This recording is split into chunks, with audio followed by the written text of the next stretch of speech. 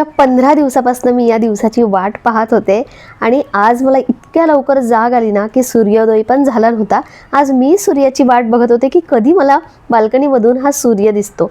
Tiffin बनवता बनवता मस्त सूर्यदर्शन झालं आणि आज सकाळ इतकी हलकी इतकी मोकळी होती ना का ते पुढे सांगतेच।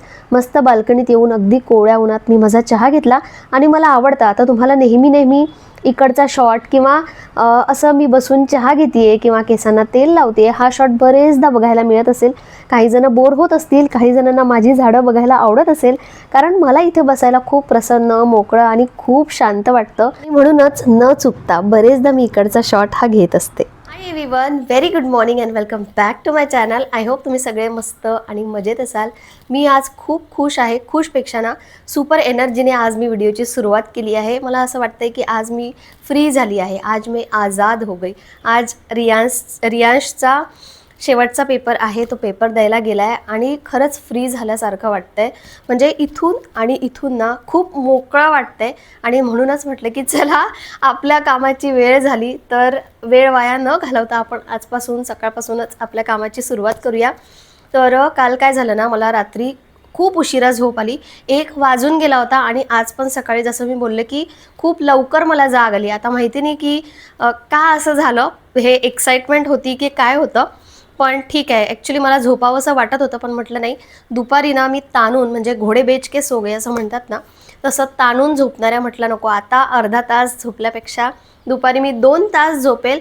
आता मला हेअर वॉश करायचं आहे तर केसांना तेल लावून घेते आणि बरीचशी छोटी मोठी कामं आहे ती करत करत माझ्या पूर्ण दिवसाचं रुटीन मी शेअर करते। आज अश्विनला ऑफिसला जायचं आहे तर टिफिनची घाई असेल, पहिलं टिफिन बनवून घेते आणि निवांत मी एकटी जेव्हा असेल ना तेव्हा माझं सगळं करत करत तुमच्याशी बोलत बोलत आजचा व्लॉग शेअर करते। चला व्हिडिओची सुरुवात करूया।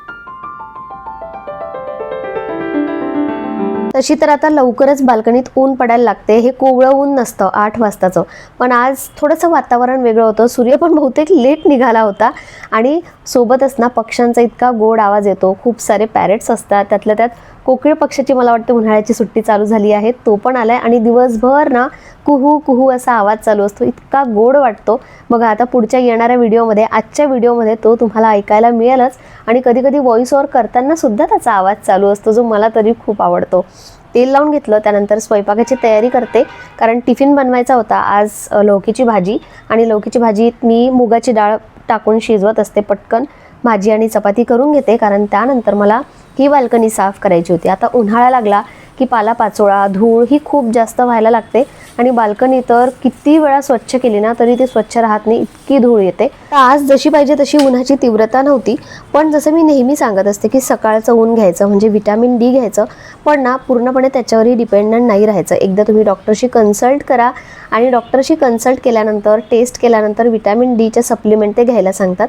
महिन्यातून मी सुद्धा पहिला संडे येतो ना त्या संडेला आम्ही दोघंही व्हिटॅमिन डीचे सप्लिमेंट घेतो। सप्लिमेंट नसेल घ्यायचं तर ती एक सिरप येते छोटंसं, ते पण तुम्ही घेऊ शकता, पण डॉक्टरशी कन्सल्ट करून। तर आत्ता ही बाल्कनी मी धुतली नसती, पण ॲक्च्युली उद्या आहे गुढीपाडवा आणि उद्या घाई होऊ नये आणि त्या बाल्कनीत तुम्ही बघितलं की किती जास्त ऊन असतं, त्यामुळे म्हटलं नको आत्ताच हे काम करून घेते म्हणजे उद्या सकाळी मला जास्त वेळ लागणार नाही। तसं खूप साफ करायची गरज नाही आहे इथे, कारण ऑलरेडी ही क्लीन असते, कमी सामान असल्यामुळे फक्त सामान आहे ते या साईडनी आहे। बाकी 10 मिनिटात क्लीन करून घेते म्हणजे उद्याचं माझं खूप सारं काम वाचेल। आणि माझी सगळी कामं करून झालेली आहे, आता फक्त एवढं ताक बनवते, ओटा आवरते आणि खूप कामं मी आज काही करणार नाही आहे। पण हां, मी असा विचार केला आहे की एरवी ना जे उन्हाळी पदार्थ असतात, जे वाळवण असतं ना ते मी घरूनच आणत असते, म्हणजे आईकडून आणत असते। जे ती बनवते किंवा जे ती बनवून घेते त्यापैकीच मी सगळं आणत असते। पण माझा यावर्षी विचार आहे की ॲटलिस्ट बटाटा चिप्स आणि साबुदाणा आणि आलूच्या ज्या चकल्या असतात ना त्या मला घरी बनवायच्या आहे। खूप जास्त नाही, पण मी थोडं थोडं ट्राय करणार आहे कारण याआधी मी कधीच केलं नाही आहे। थोडंसं करून बघेल, जर जमलं मला तर त्याची क्वांटिटी वाढवेल। बाकी रियांश आहे मदतीला आणि तो खूप एक्सायटेड आहे, जेवढा तो एक्सायटेड आहे ना त्याच्यापेक्षा मी जास्त एक्सायटेड आहे। पण आणखी रियालिटी सांगते की काय असते. सगळ्यात आधी हे करून घेते, जरा निवांत बसते आणि परत या विषयावर थोडं का असे ना परत तुम्हाला बोर नाही होणार, कारण बऱ्याच जणी माझ्याशी रिलेट करतील. तर थोडंसं आणखी बोलायचं आहे ते बोलते. आता ॲक्च्युली ही एक्झाम संपली म्हणजे हॉलिडेज चालू झाले आहेत. आता सुट्ट्याच सुट्ट्या आहे असं काहीच नाही आहे, फक्त 15 दिवसांच्या सुट्ट्या आहे. आता या 15 दिवसांमध्ये बऱ्याच जणांचे गावाला जायचे प्लॅन असेल, कुठे फिरायला जायचे प्लॅन असेल किंवा आणखी काही प्लॅन्स असतील. पण माझं असं काही प्लॅनिंग नाही आहे, फक्त मला हे 15 दिवस एन्जॉय करायचे आहे. आणि खरं सांगू, यात बऱ्याच जणांना वाटेल की एवढं काय मोठं, एक्झाम तर झालेली आहे ती पण 4थी 5वीची. पण खरं सांगते, जे आपले 15 दिवस स्ट्रेस नाही पण असे जे जातात ना एकदम असे कॉम्पॅक्ट असतात. आणि फक्त एक्झाम म्हणजे फक्त अभ्यासापुरती ते तेवढं लिमिटेड नसतं. ॲक्च्युली आपल्या डोक्यात असतं की आपण आजारी पडायला नको किंवा आपली मुलं आजारी पडायला नको, कारण ते जर झालं ना की मग जो अभ्यास झालेला आहे तो पण पुढे व्यवस्थित होत नाही, मग सगळं ना बिघडून जातं.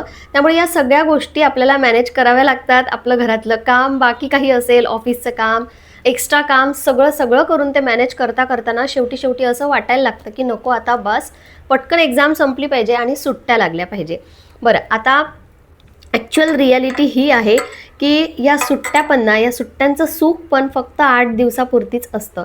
8 दिवस झाले की नंतर मग आपल्याला वाटायला लागतं की शाळाच बरी होती, शाळा कधी चालू होते त्याचे आपल्याला वेध लागतात. म्हणजे एकदा शाळा चालू झाली की बरं होईल असं आपल्याला वाटतं. म्हणजे ओव्हरऑल काय, माणूस ना कोणत्याच गोष्टीत असा खुश नाही आहे. हे आज झालं तर उद्या काहीतरी वेगळं झालं पाहिजे, परवा काहीतरी वेगळं झालं पाहिजे, असं आपलं म्हणजे एकाच याच्यात आपण कधीच हॅपी राहत नाही. आपल्याला वेगवेगळे फेज पाहिजे असतात. आय नो पुढचे 10 दिवस 8 दिवस जे काय असेल ते मस्त जातील, एकदम छान. पण त्यानंतर मला माहिती आहे बऱ्याच जणी माझ्याशी रिलेट करतील, आय नो. तर तुमचं होतं का असं, म्हणजे तुम्ही असा विचार करता का, नक्की मला कमेंट करून सांगा. आणि रियांश बघा आल्यानंतर आता त्याने कुठली तरी एक रील बघितली होती की मम्मा लास्ट डे ना, आपला जेव्हा लास्ट डे असतो एक्झामचा तेव्हा आपले बुक्स ना असे वर फेकत असतात. आय थिंक ते काय माहिती कोणती रील बघितली त्यांनी, पण ॲक्च्युली ते बुक्स नसतात. मला त्या कॅप फेकतानाचा व्हिडिओ मी बघितला. मी म्हटलं बाबा असं काही करू नको, त्या बुक्स वगैरे काही फेकून येऊ नको, फाडून येऊ नको, जसं आहे तसं ये घरी. आणि आल्यानंतर बघा मी तुम्हाला दाखवेल त्याची एक्साइटमेंट कशी असणार आहे, काय असणार आहे. तो चला आता मी हे सब्जा सीड घेत आहे परत. काल मी चिया सीड्स घेतले होते. आणखी मी ना खूप सारे असे चणे आणून ठेवलेले आहे. याला मस्त भाजून घेईल, पहिले याचे साल काढून घेईल आणि मला सत्तू ड्रिंक प्यायचं आहे. असे वेगवेगळे ड्रिंक मी ट्राय करणार आहे, सोबतच तुमच्यासोबत पण शेअर करेल, जे उन्हाळ्यासाठी चांगले असतात.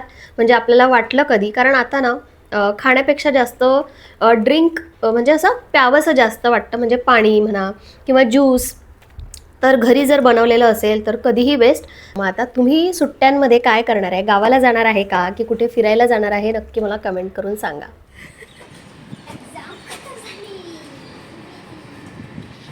ते खूप वेळ खेळतील रियांश, खूप वेळ खेळतील ते. तू 10 मिनिटात येशील का, 10 मिनिटात येशील का. आल्या खेळायला सुरुवात झाली. पण ॲक्च्युली हे याच्या आधी पण दिसत होते खेळताना, कारण बाकीच्यांच्या आधीच सुट्ट्या लागल्या आहेत.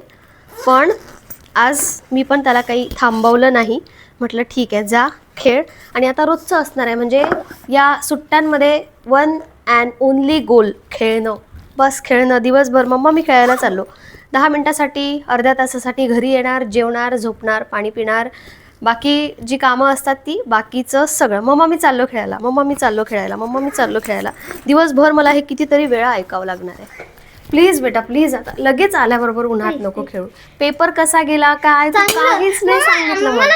आता शोर एकदम शोर A+ काय शोर आहे, काय शोर आहे, काय शोर आहे, काय A+ आहे ना. म्हणजे 2 days झाले की कितना आवर होते, तो मैंने लिखा 48. सही है हाँ, हॅपी सही है हाँ.